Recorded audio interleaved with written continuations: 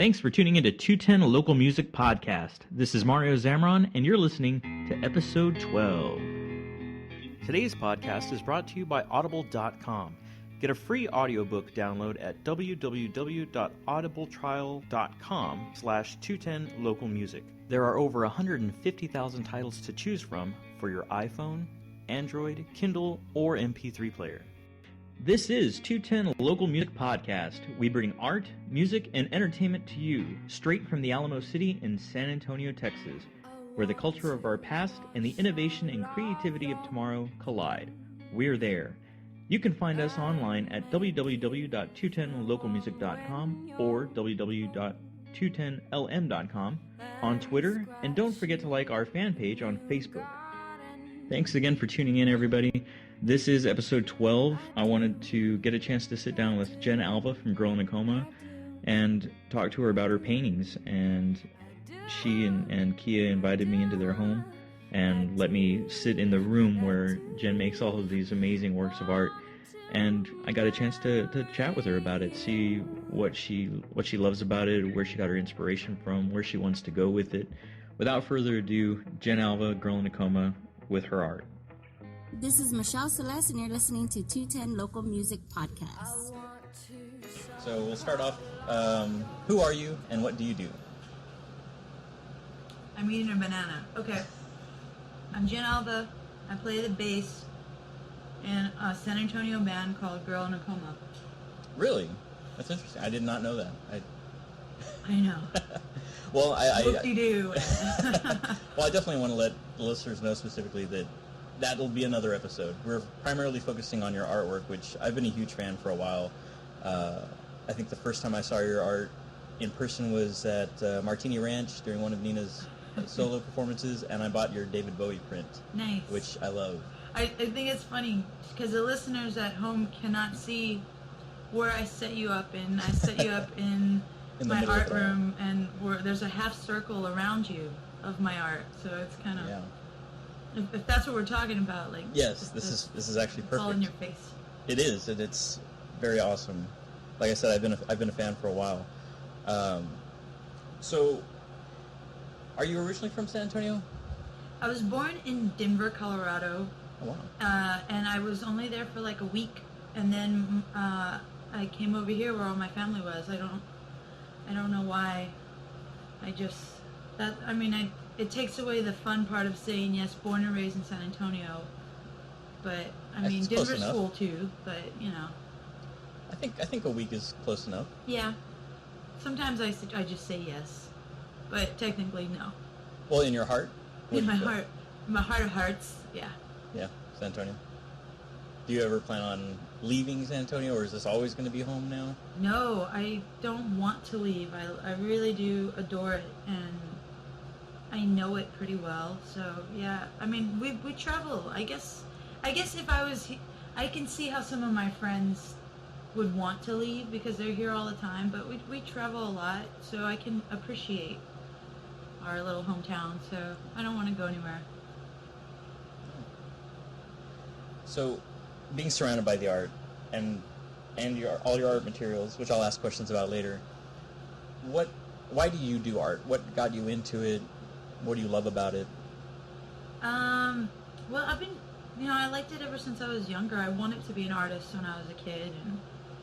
And high school, in high school, it was awesome because I was going to Jeff, my freshman year, and sadly, we had to move, and everything was going so great there. We moved to to Northside, where I went to MacArthur, which was more of a college prep kind of school, and Jefferson was more art-based, it felt like, because I was doing journalism, theater, and I loved art class. So the only thing I really got out of MacArthur was I was skipping a lot of school. I would never skip art class though, and I had this art teacher named Miss Suki Fuji.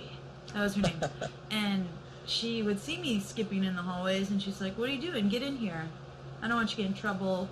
Just here, do what the lesson I have for this class today. Just participate." And I said, "All right." So, she was a super cool teacher, and it was just, even the work that I thought was crap, she loved it. She hung it up on the wall. One time she gave us this assignment where we were to take an existing art piece and change it color-wise. We could only use 3 colors, and at the time I was a big fan of Vargas, and I loved his pinup girls, and so he does like watercolors, which is really cool, but I wanted to do like this really vibrant kind of bold acrylic. Yeah. So I did it, and she was like, why did you choose, out of all of the pieces to choose from, why did you choose this one girl who was laying on a rug with her back to us? Why did you choose this one? And I was like, I just liked it a lot. She's like, because she said, I had this same, in college we had the same thing to do, and I chose this, exactly what you chose, this one painting, I chose it too. So it weirded her out a lot that I had chose that out of everything. We have tons of books and lots of artists to choose from. So, but she was a really cool teacher, and that was the only one. The rest of the teachers at MacArthur, fuck off, whatever. But she was really awesome. So, anyway, I like it, and we play music a lot, and I love that too. But it's just nice to come home, and it's like a hobby.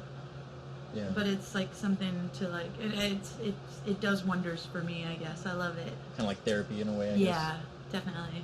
Well, and speaking about music, there's obviously a huge music vibe, as well as actors.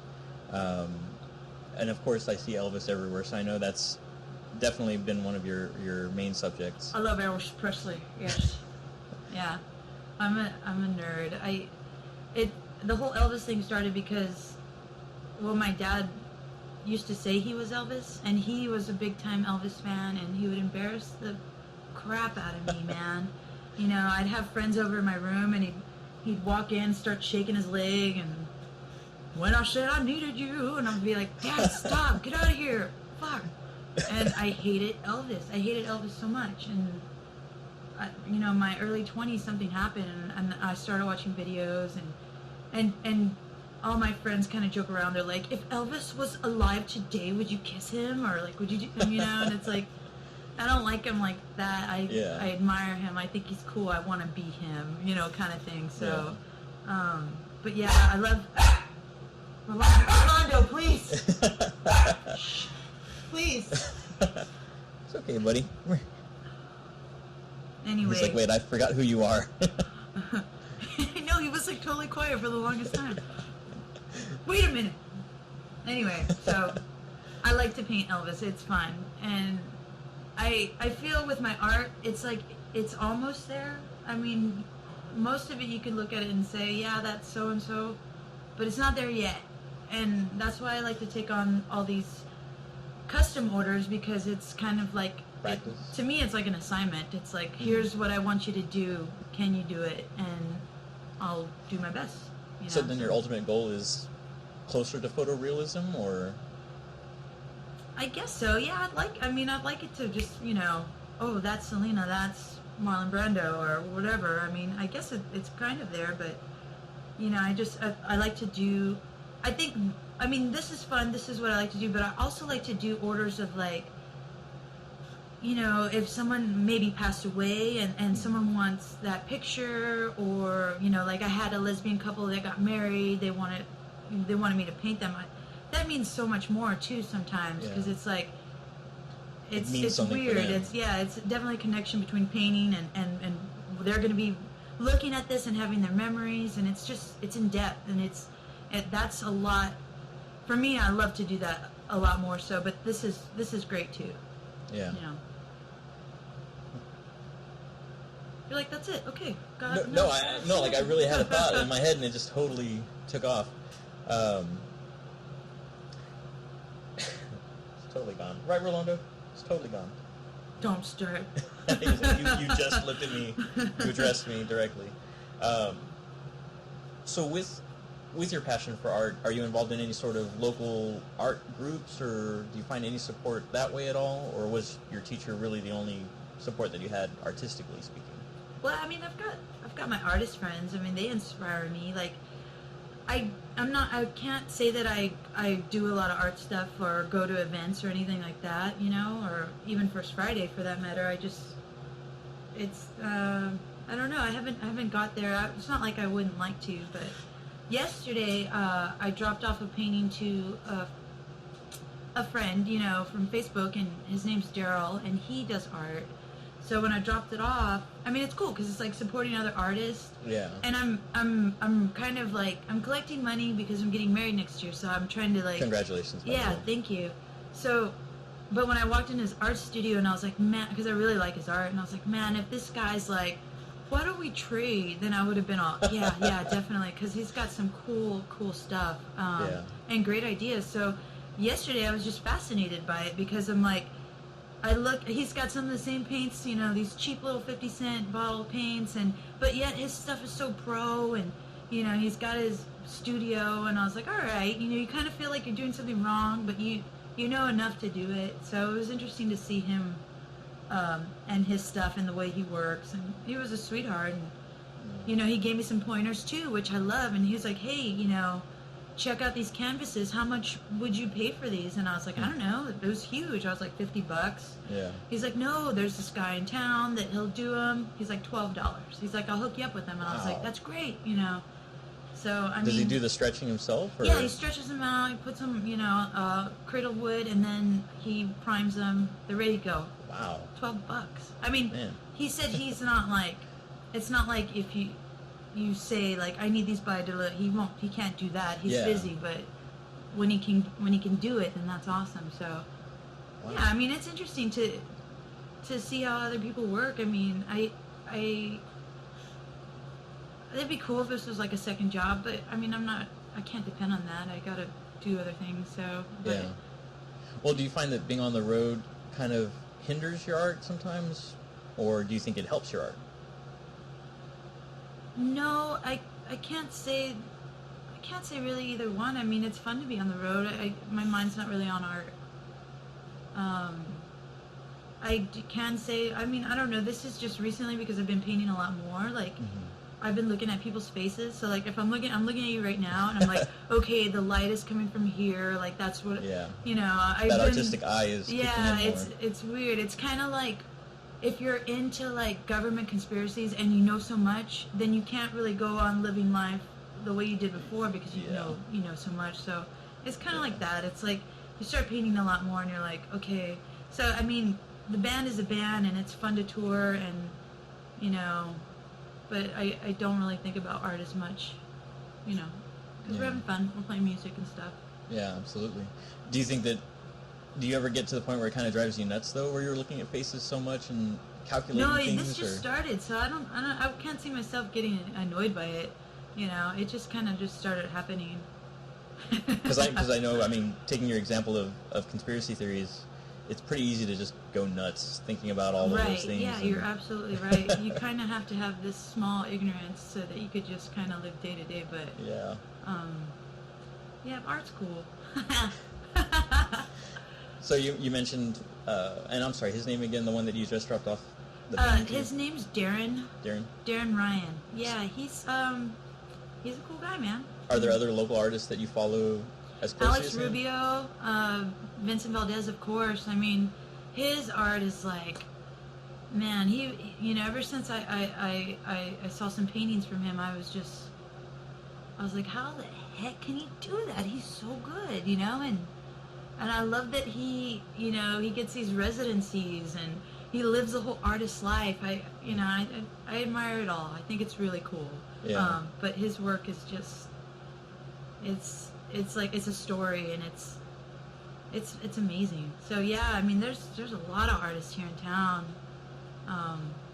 And whenever we do interviews with Girl in a Coma, you know, we always talk about the scene in San Antonio, or people ask about what's San Antonio all about, you know. Yeah. Aside from the obvious, I mean, it's just San Antonio is this melting pot of so many things, and we do that with music, we do it with food, we do it with art. Yeah, the culture is just everywhere. Just kind of blend it all together. Yeah, absolutely. So before you took art classes in school, were you already making art? Did did you have that eye to begin with? Is that something that just kind of she kind of triggered for you? When I was a kid, gosh, I hope this podcast is not that boring. Okay, when I was a kid, my parents enjoyed playing bingo a lot, and I would have to go with them, and it was boring as hell, man. It smelled like cigarettes and big giant bingo hall. Yeah, it was just like if my parents didn't win, then it was really depressing. If they won, then it was kind of cool. So all it was like every time you finish like a bingo sheet, there's this under blank one, and I would take those, and it was kind of already in the form of you can draw cartoons in it, you know. Yeah. So I'd draw cartoons all the time with those bingo sheets just to kill time. So it was like eating chalupas and drawing, you know. So I always, it's been, you know, inside of me to do for forever. But and all kinds of art. I mean, I like it all. I'm just not as educated in it as I'd like to be. I feel like I've been doing Girl in Coma for, what is it now? Like, a little over 10 years, right? Yeah, I think it's almost 11, 12. I'm not sure. And as rewarding and appreciative I am to do that in my life, not everybody can do that. I mean, I already know everything that's great about it. It's not like I'm in this cubicle and I hate my job. I love it. But there's a lot of sacrifice involved, and it's, you know, it's not being with family or studying things you might want to. I mean, I guess I could on the road. I'm a little lazy. I'm a liar too, so. Well, I think when you're on the road, it's a different mindset too, though, right? I mean, it's I mean, it is. I mean, nowadays, I mean, we used to. I mean, before it was like we would party, man. We would drink and party with all the bands, stay out late, and be late to the next show. I mean, we have just taken it to more of a business kind of career-like thing. So Nina and I don't drink. I mean, I haven't drank for like 3 years, which is kind of cool. But it's also, it makes you the oddball. It definitely does, because there's been times where we've had to meet up with bands we go on the road with, and that's how people bond. I mean, that's how they know how to bond. Let's have a drink. Let's chit chat. And part of the social aspect. If they know that you're sober, it's almost like sober turns into like a weird religion or something. Yeah. Like, fuck, oh, she's sober, she's gonna preach to me about, or like, can I drink in front of you, or is that bad? Yeah. In terms of, and it's, for me, I mean, everybody's different. I mean, I don't give a shit. Like, I mean, I'm cool. I've got my own stuff under control. But if you're gonna act like stupid and drunk, I'm gonna walk away. Yeah. Well, it's a smart thing. It's funny that you say it that way too, because a lot of bands that I've gotten to have interviews with have all said pretty much the same thing. You know, you conduct yourself as if you're working. Michelle said the same thing about being on the road. She said, you know, I'll have 1 or 2 drinks, but I'm not gonna get crazy because this is work. Yeah, it's a lot of work, and it's a lot that people don't ever really think about, all the details, you know, involved. And but yeah, we're very prompt. We try to do a good job. We're rarely. We just try to do a good job. I mean, that's really it. While you're on tour, do you work on art at all while you're on tour? Aside from I think I saw the little drawings I tried to Instagram. One time. Yeah, I had bought like some basic paints, and I like to paint on wood sometimes, so I brought these like small wooden boards, and it feels, I mean, even though there is a lot of time, like when you're in the van and you're not driving, you want to sleep. So, or you have to drive for like 5 hours, or, you know, so, or when we're done with the show, we got to make sure we're packed up, make sure we have everything, and then do we need to drive out a couple hours? Like, there's this whole schedule involved, and I mean, you don't have time for it. Kind of limiting. Yeah. So you mentioned that you are starting with wood as well. What other mediums have you gotten into? I mean, obviously acrylic and canvas.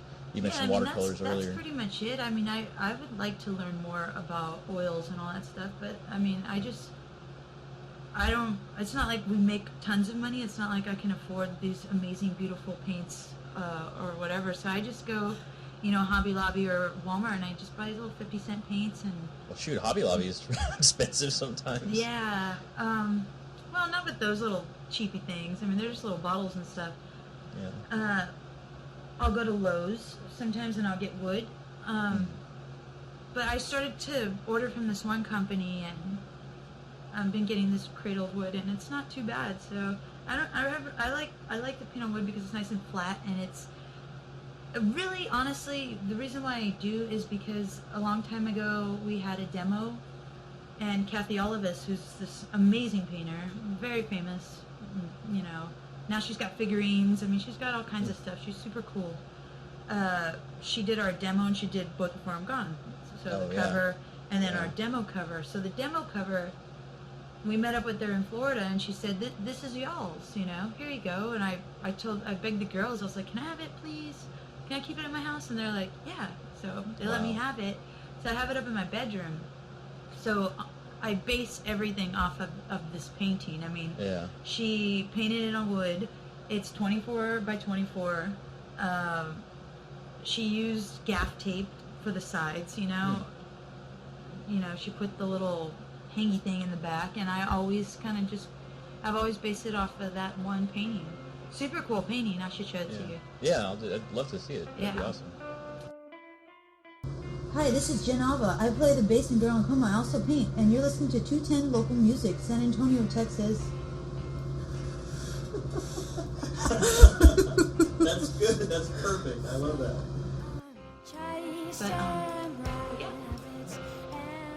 So, we kind of mentioned it earlier a little bit, and I asked Stacy the same thing because I always like to hear the different answers. Stacy Doodle? Yes, Stacy Doodle, which was episode 8 for listeners. Does being a lesbian impact your art in any way, shape, or form? Do you feel it gives you a stronger voice, or...? I don't give a shit. No, I'm just playing. Oh, man. No.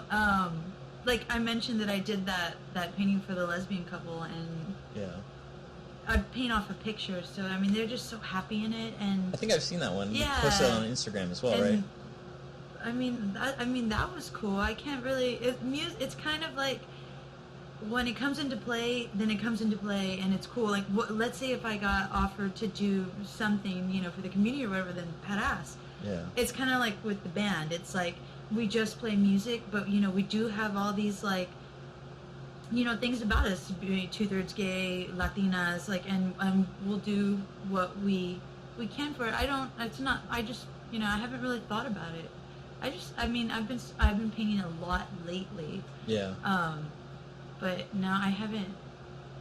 I don't think too much about it. I mean, what I feel about, you know, being a lesbian is, and that's what I feel for every gay and lesbian is, if we want equality, then just act equal. You know, just be living. There's this couple of guys I know, and they live in this small town, and everybody knows they're gay, but they do a lot for the little town, so nobody really gives a shit, and they don't hang up, you know, rainbow flags or anything. They're just doing what we all want, which is like just to be everyone else. Yeah. So I like that. I wish that one day for all of us. Absolutely. But then it'll be a long, long time. But you know, you don't see any gay flags around here, even though. I mean, I'm not saying it's not cool. I'm just saying, I just want to be treated equal. So. Yeah. Well, hopefully it doesn't. You can tell that I'm a lesbian. I don't need to wear this rainbow suit. Oh, that's profiling, ma'am. Yeah, I know, do that. right? Well, I don't know. I'd like to think you're banned from the lesbian community. I'd like to think that we're getting closer to that. My uncle just got married, and he and his husband have been together for a while, and great guy. And it's funny because when my uncle told me, he's like, "I have something to tell you," and I was a teenager. I was a young teenager, and he said, "I just wanted to let you know that I'm gay." I said, "Okay," and he's like, "Do you have any questions?" And, well, I think I knew, but I don't think I thought about it, nor did I care. Right. You're my uncle. That's all I need to know. Yeah. And I think hopefully that kind of same sentiment spreads. Yeah. Because really, that's all it comes down to. Is just people being people. For, you know, not for sexuality or whatever. Judge a person on who they are. Yeah, judge them by their actions. What they do, who they are, Yeah, absolutely. But, you know, again, not to say that I'm not proud, because I definitely am. I mean, we get our run-ins with, you know, prejudice or whatever, and, you know, you just deal with it. I mean, I can't say that I've had it that bad. I mean, I've had some situations, but, I mean, even in high school, I just tried to talk to everybody, I mean, all groups, and just be silly. I like to make jokes, and that worked out fine. I never really got picked on for it, so. That's good. Lucky me. Just Yeah. fine. I always think of that movie, I can't remember the name of it. It was a movie with John Travolta where the entire movie was flipped, and white people were the minority, and they were treated bad and everything. And then there was that movie that came out a few years ago. Science fiction. Yeah. There was a movie that came out a while back. I think it was A Day Without a Mexican, and it was based in California, and it was like just suddenly all the Mexicans disappeared, and all the white people were like, "Hey, where's my gardener?" Or Right. I went to Taco Cabana, and there's nobody Take care of there. my child. Yeah, exactly. Right. But I mean, it'd be interesting to see if there was something like that for the lesbian and gay community, where it's like all Exactly. these I great mean, a lot of contributing shit people. would disappear. I mean, Yeah. first of all, like I was saying, all those organic farms. I mean, what would we do? I'm just playing. I kid. But absolutely, I mean, we're everywhere, and that would be the same situation. Yeah. So. Yeah, I think so. Getting back to the art thing, of course, which is the main reason I'm here. I talked to you earlier about it, the fact that you're doing commission work. I see this beautiful Jesus Vetter, which is just amazing. How much do you find that you're doing commission work versus work for yourself? Lately, I've been doing half and half. Before, I was just doing orders for friends and stuff, and you know, it's nice to have the friends that buy from me, and it's more like, I believe in you and I like your stuff, and it's encouraging, and I appreciate that. That's what really makes me want to do some more. I mean that's the same thing with Girl in a Coma. I mean, if it wasn't for San Antonio, we probably wouldn't have gotten as far as we have. So, but yeah, I mean, I'm trying to fit in like just the ones I want to do for fun. So I'm doing Elvis right now. Oh, wow. And then Wow, I love that one. Thanks. Yeah, you can move all those. You can move all those I'm papers. just gonna move this Yeah. slightly. Wow. I need to do his lips over. They're too light, and it's all about the lips with Elvis. It is. Yeah. It is. I really enjoy that one. That's nice. And then I'm gonna do a Dolly Parton, and then cool. maybe Willie Nelson. I don't know. I've done a small one of him, but I like to do a bigger one, and just cool people like that. I really like, as you know, either actors or musicians, or whatever. So, as far as your commission work, is there a general range that your commission work goes for, in case there's listeners? $1 billion. Okay, so No. save y'all's money, and then hit the website You know, I and used buy. I used to like kind of want to charge a little bit more because I didn't want them to leave.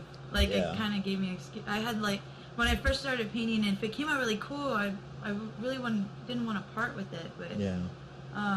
but now I let them go. They can go. But I mean, it's not that much. I've seen a lot of freaking art that's like, I mean, are you serious? That's like $5,000. I cannot believe it. So I mean, $5,000. yeah, I mean, they go anywhere from 100 to, they don't go past 400, because I want to get better. I mean, I don't want people to pay a whole bunch. I mean, it's something to go on the wall and it looks cool. So I mean, I don't know. So, where do you see yourself in 5 years with regards to your art? Do you see yourself in a gallery, or? I was just talking about that to Darren, and I mean, it's not like I wouldn't want to. I mean, I think the whole gallery thing is really awesome, where people can look at all of them as a collection and have their own thoughts about it. But I kind of like my idea of, I want to go to restaurants, and I already have the Selena one up in Rolando Super Tacos. And mind you, I've been going there since I was a little kiddo, so it was like 87. He And heard his name, is that? Oh, Is yeah. that why Then Rolando's I named name? my dog, after Henry, or Rolando Super Taco, so yeah, no. Yeah. No. Anyway, so I was eating in there one day, and I was like, man, they kind of have the same stuff up they've had since I was a kid almost. I mean, some new things, like a 2002 Go Spurs Go picture or whatever, but I was like, you know what, I should just give it to them. Like, I've, been eating tacos here. I mean, not a lot, but, I mean, I wish. But I was just like, I'm just going to let them have it. So it was kind of like this deal. It's like, it's yours, and it's huge. I mean, it's pretty big. And I was like, it's yours if you hang it up for me, and I'd really appreciate that. And they said, yeah. And then I was like, well, maybe I should do that with all my other little favorite restaurants. Like, I want to bug Mike from Green. I just haven't yet. I want to do this whole kind of like, I'm just going to let him have it. I want to do Paul McCartney for Green, because he's, famous vegetarian, and I recently saw him in concert. It definitely changed my life. It was so awesome. And then just all the little restaurants I like here, so that maybe people could be like, I've seen something like that, and then kind of put two and two together that says Alva on the corner. So it's a different approach. It's, I was telling Darren it would be nice to have it in like the DMV, or like places where it's like so depressing that you wouldn't expect it. Yeah, and that would be so awesome if I can do like a few pieces, like, people are sitting there. I mean, they have to be there, Yeah, a captive audience. It would be cool, just maybe right in their day. Waste of white walls or like signs everywhere. So that'd be cool. Absolutely, I completely agree. As a matter of fact, I might have something to talk to you about in a little bit. Awesome. Regarding that. Finally, the last question that I generally ask everybody, and we can thank my wife for it, and I always say that, so all my listeners, like, again, this is actually what led to episode 3 with Michelle. Uh-huh. If somebody were to write a biography about you, what would it be called? My life as a lesbian. No. I don't know. I mean, I know this is about me and my art, but I don't want to talk about me anymore. I don't know. Just, she was good and never great. She was good and never great. I like that. Yeah? Yeah, I'm pretty Kind good of at a lot of modest things, but I've never been great at one single thing. And I don't care what anybody says, or like, oh, Jen, come on, you. Like, I totally know it, and I'm good at a lot of things. I've never been great at one thing. I can completely understand that. Awesome. Cool. I was like, don't argue with me. No, I'm not going to. Let's let it be. No, I know. Trust me. Actually, the blog that I had that led to this podcast was called Jack of All Trades. I was just going to say Jenn of All Trades, because I say that sometimes, but then I was like, oh, I don't want to come off cocky. I mean, I don't... Well, hey, I said mine was Jack of All Trades, so I guess I'm cocky too. So, I mean, as artists, we have that capability of being very modest, and yet when we need to be cocky, Right. But, well, see, here's the thing, though. I mean, it's like, with, especially being in the band, we're so nice, me and the girls. I mean, sometimes we get run over. Like, bands will run in our room, grab some of our stuff. Like, we're like, whatever, or... scared me. Oh, come back, Rolando. My heart. Anyway, so... You're still alive, don't worry. It's like, but if you were to be, like, a little more, like, demanding and as an all-girl group, and it's just kind of this, like, double standard thing, it's like, if you stand up and you're like, no, this is what I want, I like it like this is that, and then it's like you're a diva or you're a bitch or whatever, and it's kind of like you just have to, I mean, we do what we do, and I think a lot of, I think the people that really appreciate us are the clubs and the staff, and, try to be courteous and polite and do what we gotta do, but, and not start a ruckus. Sometimes people are rude, and you're just like, I don't even feel like telling you anything. Because the minute you do, they're like, she's a bitch, or they're fucking divas, or we're not. We're cool. We're chill. And well, I know initially that you guys, in the beginning specifically, had to really fight against that kind of thing, against people trying to set up your sound. I mean, yeah, we still do. I mean, some guys are really cool. I mean, the lucky thing is that we've been playing a lot of the same. It's not lucky. You'd like to move up and play arenas and shit like that, but we've been playing a lot of the same venues, so you see the same people. It's, hey, what's up? Build How up you the doing? So relationship. there's really lots of relationships. So there's really no major troubles anymore. You know, we played one new place, I think in Santa Barbara, and it was like the whole staff was drunk, so we couldn't get our numbers, and we couldn't. Oh, man. And so we were just like, man, let's just go. Like, forget it. Like, we were tour managing ourselves on that tour, and Didn't have knuckles. Yeah, we didn't have knuckles exactly. So we just walked away. Like, whatever. Oh man. Well, hopefully that time comes to an end and people take things seriously. I mean, it's not like the old days where I would drink and like smash a bottle and declare a fight or whatever. So yeah, we're chill. Well, actually, I think I read somewhere that usually, well, at least a long time ago, that you used to be the one that would break up fights, like have to jump in the pit. Oh yeah, I'd love to do that, and I mean, it's just ridiculous. Fights do happen a lot at our shows, and it's like the slowest I don't know songs. why. Yeah, it's like real pretty song, and it's like, like, you know. And one time I jumped down, broke it up. There was glass, and I was like playing barefoot. I thought it was real. Like, I wanted to play barefooted, so that was not the day to do it. And jumping down into glass, and then. One time in Long Beach, there was this fight. We're all playing their cell. It's all mellow. Yeah. And right in front of me, they just start fighting. And I'm starting to poke them both with the head of the bass. I'm like, stop it!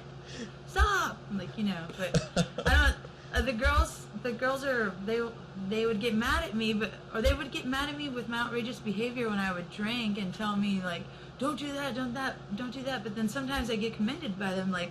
Yeah. Like, oh yeah, it was fucking cool. I like that you threw that beer on that guy because he deserved it, or like, you know. So there's a fine line apparently. Yeah, I'm glad that it's just chill now. I wouldn't do anything like that unless it was, you know. Yeah. Well, hopefully the venues that you guys are at more often than not and we're have getting security. Older. Hey, hold on, we're the same age, so you're making me feel old. It's and I just already Nina's feel young, so Bonnie and I feel older. Yeah, Nina's always going to be younger. It's never going to change, so we're always going to feel like old ladies. And especially my knee's out right now. It's all retarded, so and we're going on this tour. And when so does that... I've just been Ben-gaying it up a lot. Lots of Ben-gay in my house. Oh, man. So when does that tour, just to get into the music thing a little bit, when does that tour start? September 9th, I believe. I think the first show's in El Paso. And it's West Coast. We're going out with Hunter Valentine, another all-girl band, and then the opener is a solo artist, female. So it's all girls. So that'll be interesting. I mean, luckily we know, like that first girl, Chrissy, she seems like a sweetheart, and we know the other girls, and they're cool. So it makes it easier. If we didn't know them, I would be a little nervous. It could be like a big war zone, all these girls, you know, but we know them. They're totally cool chicks, and we're looking forward to it. Well, that's good. Hopefully that makes it an easy tour. Yeah, at least it'll be good. It'll be I love touring West Coast. It's easy breezy. It's like beautiful views, no toll roads. It's nice. Laid back. Yeah. Well, Jen, I appreciate Jenn your time. Alva out. Well, Jenn Alva, I really do appreciate your time, and hoping to get some pictures of these amazing paintings. But thanks again for your time. Pictures are $5. Well, good. I brought a checkbook. Nice. Thanks again, and hopefully see you soon, maybe next time with all the girls, and talk about life on the road. We'll have to do that. We will. Thanks again for checking out episode 12, and huge thanks to Jenn Alva for letting me come into her home, interview her, tap her artistic mind, and also a huge thanks to Kia for letting me borrow Jen for so long.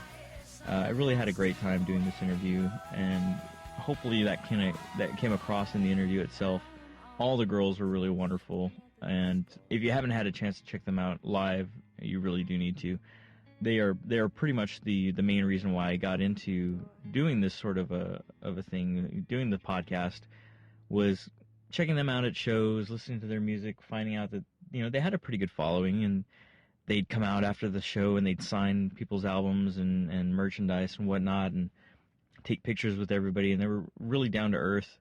And I really enjoyed that aspect of the local scene, and I hadn't really seen that ever before. Of course, I hadn't really been out too much, but being able to see them do that at the Toadies concert, and then again another Toadies concert opening for them at the Whitewater Amphitheater, and being able to hang out with Nina for a little bit after they got off stage, and then each subsequent time that I got to talk to them, just hanging out with them a little bit more, hearing more about them, Jenn and her art, Fani and her desire to help other bands out as well, Nina and I talking at length about her aspirations for possibly getting into psychology and us having that kind of common ground. I don't know. I'm really glad that I got an opportunity to meet with Jenn and talk to her at this point, because I really do feel like and you guys hear me say it all the time, I think that San Antonio is about ready to burst. I think it's not just one group in San Antonio or one person in San Antonio. I think it's a lot of them, and I think it's most of them. And Jenn with her art, I mean, every time I see a new piece come out, it's just amazing. I really do think that she's about to really come into her own, even more so than she already is. She's extremely talented, but I have a feeling that she's about to tap into that aspect of her art that will take her to that next level. So I'm really glad I was able to get this interview in before that, just in case she does start selling them for like $5,000 each, and then become unattainable. But I don't think she ever will. She's really down to earth. She's a great person. Hopefully I'll get a chance to chat with all of the girls later on. I know they're about to go on tour, but whenever they go back into the studio and start recording new stuff, you can guarantee that I'm gonna be knocking on their door for another interview, maybe an exclusive, maybe a sneak peek at some music. I definitely want to keep up with them. I appreciate all of the listens, all of the downloads. I've checked all my stats across several different servers, and it seems like this show is reaching a pretty large audience, and some of you have commented a little bit here and there on Facebook, and I hear from other podcasters that, it doesn't happen in your first 10 episodes, probably not even your first 20, 30 episodes that a lot of people start interacting. But just to let you know, I'm available to anybody, to musicians, to artists, filmmakers, other entertainers in and around the greater San Antonio area. Just email me at 210localmusic@gmail.com. Check out our Facebook page. Check us out on Twitter. 210 Local Music, same thing. And let us know that you're out there. If you want your music played, send me a sample, and I'll get back in touch with you. Pretty much everybody that's been on the show can attest to the fact that I'm really pretty quick to respond, because I want to get as much music out there as I possibly can and get some more stuff out there for everybody to enjoy. I'm really excited about the future interviews that I've got lined up for you guys. I've got quite a few different musicians, a couple of directors coming soon, and hopefully some more artists. Oh, and just to throw it out there, as far as entertainment, people have asked me, well, what exactly do you mean by entertainment? There's a person who kind of heads up almost like a circus performance troupe that I'll be getting with soon. I really look forward to getting some comedians on the show. I like laughing. That's really pretty much it. And all the podcasts that I get to listen to where people are being funny, I kind of envy that. So whether it be through a comedian or hopefully soon a co-host, which, just throwing it out there, if anybody's available to co-host, I would like to add that dynamic to the show as well. So if you agree, let me know. If you disagree, also let me know. I still am leaning more towards getting a co-host. I think it'll be more entertaining for you guys. I'm sure some of you are probably tired of hearing my voice. That being said, I have gone on for a little bit longer than I would have liked. Just to wrap up, hit up our www.audibletrial.com/210localmusic link. You'll get a free 30-day subscription to Audible as well as a free download.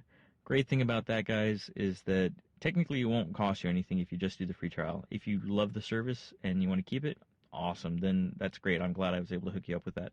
At the very least, it does help us quite a bit. I'm going to just be flat out honest and say that every single time that I get somebody that does a free trial, the podcast makes $15.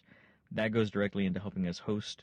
That goes into helping with the time that it takes to do all the work on interviews. It helps with all the time that's invested on putting together the website as well. So please check that out. Very soon, 210 Local Music Radio is also going to be available pretty much in the same aspect as the podcast. It's going to be the same quality. It's going to be hosted on the same servers. And it won't be as radio staticky as it has been on Blog Talk Radio. So for that, we can definitely thank www.parachutepromise.com for sponsoring that show for 8 episodes. So thank you so much. You'll see their links coming soon. Actually, I believe I've already got their links up on the website. So please check them out as well. I love their message. It's all about thanking somebody who's helped you. And, you know, honestly, they're doing something great for us. So I really have to thank them, and I appreciate it as well. Any other sponsors that are interested in helping us out, you can choose to do either the 210 Local Music Radio podcast and hosting there, and you can help us host 210 Local Music podcast, which right now is coming out of my pocket directly. And that's really because I love it. I have this great feeling that I'm doing something that might end up mattering to somebody else. I know it definitely matters to me, and from what I've heard from the people I've interviewed, it does matter to them. So if there's any sponsors out there that it matters to you guys, you know, let us know. Give us a holler, 210localmusic@gmail.com.